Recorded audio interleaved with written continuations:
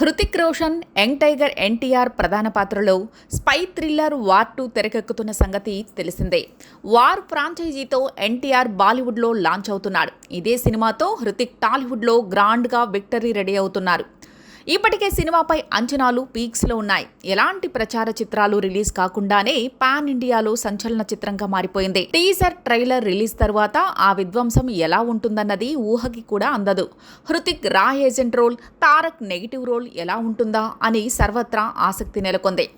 Ion Mukherjee మేకింగ్తో ప్రేక్షకులకు కొత్త అనుభూతిని అందించడం ఖాయమంటూ అభిమానులు కాన్ఫిడెంట్గా ఉన్నారు. దీంతో ఈ సినిమాకు తెలుగులో పెద్ద ఎత్తున బిజినెస్ అవుతోంది. వార్ 2 టాలీవుడ్ రైట్స్ కోసం బడా కంపెనీలు పోటీ పడుతున్నట్లు తెలుస్తోంది. ఈ రేసులో నాగవంశీ, సునీల్ నారంగ్ ముందున్నట్లు సమాచారం. యష్రాజ్ ఫిలిమ్స్తో 120 కోట్లకు డీల్ క్లోజ్ చేస్తున్నట్లు వినిపిస్తోంది.